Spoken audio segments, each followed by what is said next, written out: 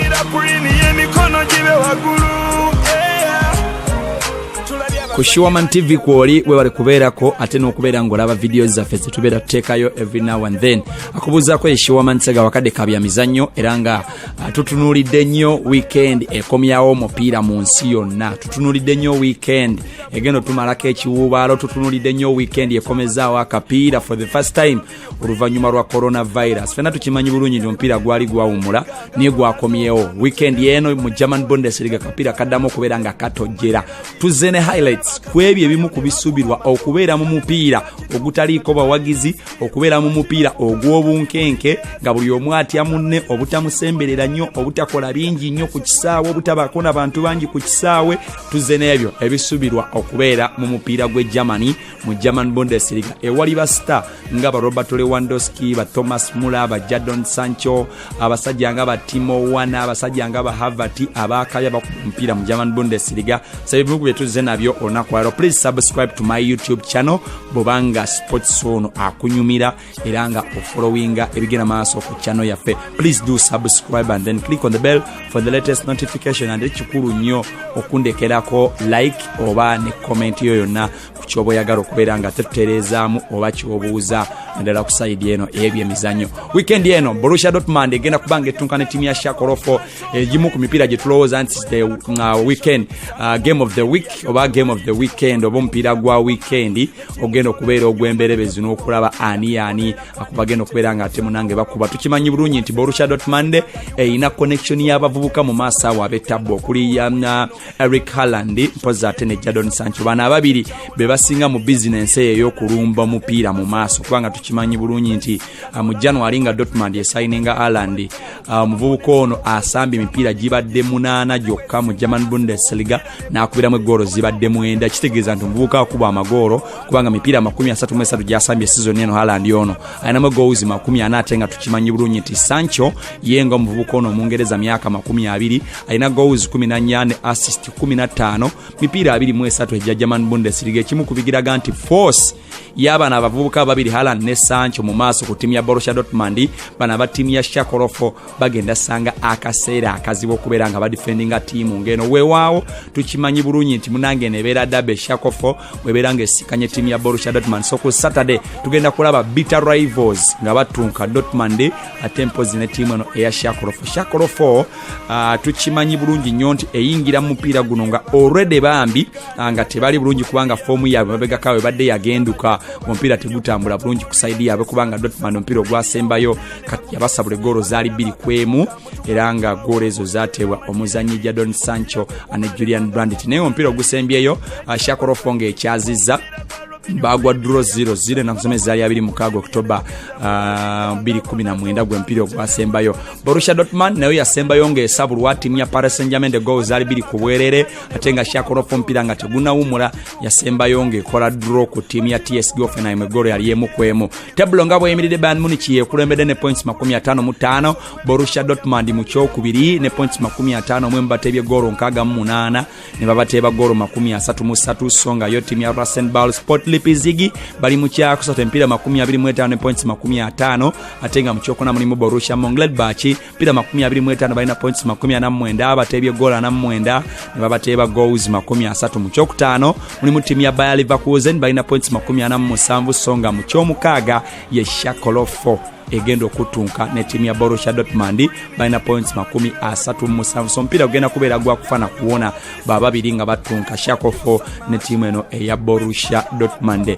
Then olutalo la lugenda kubeera eno wansi ku basembye olw'ensonga tukimanyi bulungi nti kakati neno wansi wagenda kubeera olutalo olw'amaanyi ku baana abasembye nga buli omu alwanira ekifo okulaba nga munnange tebasemba kubanga wansi eno nayo wagenda kubeerayoko olutalo wakati wa timu ya Paderborn nga batunka ne timu ya Fortuna Düsseldorf kubanga bana babiri basembye. Paderborn yasembye ku table points 16 ate nga Fortuna Düsseldorf ali mu kifo kya 16 ne points ziri 22. Ekimu kubiraga nti nabo tebali safe. So Paderborn yingira mu mupiira guno ng'ekimanyi bulungi nayo nti munange okuwangula kwayo kugiyambako kubeera ng'esenvulobo lyawo n'obutasalwako ate nga ne Fortuna Düsseldorf naye tunulira okubeera ng'ewangula guno omupiira okulaba ng'eyongera okukendeza ku chances zaayo ez'okuba ng'edda mu German Bundesliga B obutasalwako. Paderborn omupiira gwasambayo yagwangula goals ali 2 ku bwerere nga bakuba tiimu eno eya Fortuna Düsseldorf era nga mu mupiira ogwo abavubuka abasobola okubeera nga balengera akatimba kwaliko Sebastian Sionlau tempo zino omuzanyi amanyiddwa nga Al Mohamedi Sabiri be basobola okubeera nga bakuba amagolo. So omupiira ogwo nagwo gujja kuba gwa kufana kuwona kubanga aba babiri nabo balwana kulaba nga munnange tebasalwako. So emipiira egyo ogenda kubanga ogifuna bulungi. Bayern Munich nabo bagenda kubeera mu nsiike so nga ne Rasenbauer Sport Leipzig bajja kubeera mu nsiike nga batunkana tiimu ya Freiburg olwate Hoffenheim bajja kutukana tiimu ya Tabarin so nga Augsburg batunkane Wolfsburg. Guno nagwo gujja kuba muzibuzibu so nga banaffe bano aba Eintracht Frankfurt bagenda kuba batunkana tiimu ya Borussia Mönchengladbach. Eintracht Frankfurt eno tekola bulungi ne tukimanyi mu upsetting abanene. Borussia Mönchengladbach singene egenda yongesaagirira bajja gisabulirayo omupiira mulamba. So tujja kulindako ku Sunday tiimu ya Union Berlin ngetunkana tiimu ya Bayern Munich so nga ate ku Monday ajja kuba Werder Bremen nga batunkana tiimu ya Bayer Leverkusen. German Bundesliga ku weekend eno. We're back in football, we're back in business. Please do subscribe now. Oba tonna subscribinga then I kibuuzo nakyo kiteekewo ngenda kubanga kiddamu bulungi. Kakati elsewhere wali eri n'ama clubs gabadde gageza kwera nga isaayisaamu n'ebibuuzo nga baogeramuko ku video kola abatendesi ab'enjawulo. Ndabyeko wano Ole Gunnar Solskjaer, ndabyeko Frank Lampard, ndabyeko Pep Guardiola, ndabyeko Jose Mourinho babadde ku video call nga bagezaako okutema empenda okulaba nga omupiira guddamu ne training nga ziddamu wabula wabaddewo okusikangana omuguwa. Abatendesi bano abasatu Pep Guardiola, Frank Lampard, Ole Gunnar Solskjaer ne omukulu ono Jose Mourinho abadde kubanga bawakanya ekyomupiira okubeera nga guddamu naye Jose Mourinho abagambye atayagala kusamba kapiira mu Premier League asigale yeewaka abeere ku TV nga alaba German Bundesliga ng'ezannya. N'agamba naye ffe nga Spurs tuli ready okubeera nga tuddamu okubeera nga tusamba akapiira era n'agamba nti nakusoma ezinga 12 June we basuubira omupiira okubeera nga ateguddamu e Bungereza bagambye ffe tuli ready tetulina ttabu okubeera nga ate munnange tuwakanya ensonga eno. 20 Premier League bosses babadde mu discussion eno naye nga kirako okuba nti abamu ku bo bambi baleka batya embeera eno y'okusamba nga ate ekirwadde kya corona kikyagenda maaso n'okubeera nga ate munnange kigoya ensi. Ye Jose Mourinho agambye tetwagala traininga era tuli very desperate okulaba nga Premier League akomawo mangu nnyo. Nagamba so mwenna abatayagala kubeera nga ate munange mu traininga n'okutendeka tiimu zammwe nagamba muli baddembe okusigala yeewaka mubeere nga mulaba German Bundesliga naye nze ne Spurs tuli willing era tuli ready okubeera nga tuddamu okubeera nga tetukwasaganya ensonga. Man U bafunyeemu ekiravi bafunyeemuuko ejjute okusayininga omuvubuka amanyiddwa nga Jadon Sancho. Muvubuka ono abalirwamu emiliyoni nga 10 okuva ku tiimu ya Borussia Dortmund mvubuka kubanga winga ate nga asobola okuzannyira ng'omutebe. Jadon Sancho ono myaka 20 babadde bamubalamu emiliyoni nga 10 naye oluvannyuma lwa coronavirus okweriisa enkuuli Man U erabika obwanga kati etunuuliza omuvubuka amanyiddwa nga Rabbi Matondo. Muvubuka ono Rabbi Matondo muvubuka musaayi muto nnyo akubira ku tiimu eri ey'abanafa ba Shakorofo omupiira agutegeera bulungi Rabbi Matondo. So Man U egambye nti okisinziira nti kakati ate tuyinawo bulungi ssente ate nga Jadon Sancho balako okubanga bamuseera tutunulidde okubeera nga tusayininga omuvubuka ono Rabbi Matondo. Rabbi Matondo yani yazaalibwa nga nakusomezi 9 Septemba omwaka 2000 n'emyaka 19 yazaalibwa mu kibuga Liverpool e Bungereza era nga azannyanga winga ku tiimu ya Shakorofo yetimba kajozi namba 14 era nga alimu omusaayi guli eri omukongo kubanga tukimanyi bulungi nti taata we dada yasambirako ekongo era nga baganda be ababiri okuli Cedric ne Yafeti bonna basamba ku youth level y'eggwanga eya Democratic Republic of Congo. So mpiira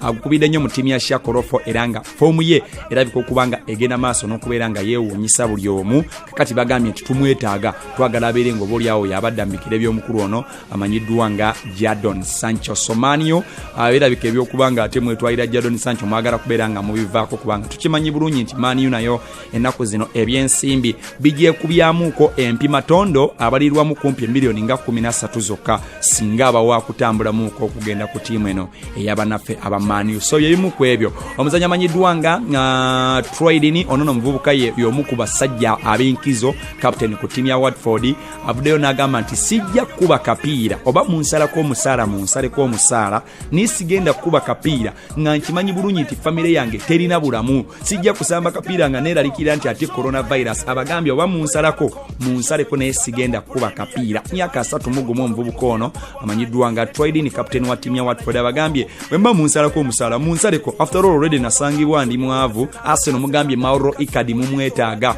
ajja abasambira omupiira, mugambye nti ngeri Pierre-Emerick Aubameyang gyasuubirwa okubeera nga agenda ku ttiimu ya Chelsea, mugambye nti twetaaga omuzannyi amanyiddwa nga Mauro Icardi abeere nga ate munange ajja atusambira omupiira ku ttiimu ya Arsenal. Wali mu La Liga nayo si birungi, ttiimu yamba naffe aba Real Madrid ne ttiimu ya Barcelona wamu ne ttiimu ya Atletico Madrid bavuddeyo ne bagamba nti tugenda kusala emisaala gy'abazannyi ebitundu 30 ku buli 100 season ejja, era basuubiza ne bagamba nti ebitundu 30 ku buli 100 sente ezo zigenda kuba zisalibwako ku misaala gy'abazannyi. Sajja nga Ousmane Dembele ku ttiimu ya Barcelona abalwala nga ate basasulwa ensimbi nnyingi, balabika okubanga essaawa yonna bagenda kubeera nga ate batundibwa. Abasajja nga ba Gareth Bale abatakuba mupiira ku ttiimu ya Real Madrid ate nga basasulwa ensimbi nnyingi, nabo essaawa yonna balabika okubanga bagenda kubanga batundibwa. Agali mu nkubo galaga nti already kaakati wali omuzanyi ya Felix ku ttiimu ya Atletico Madrid naye abatadde ku bunkenke lwa nsonga nti naye asasulwa ensimbi nnyingi ate nga munnange already kakati ttiimu ziri mu katyabaga.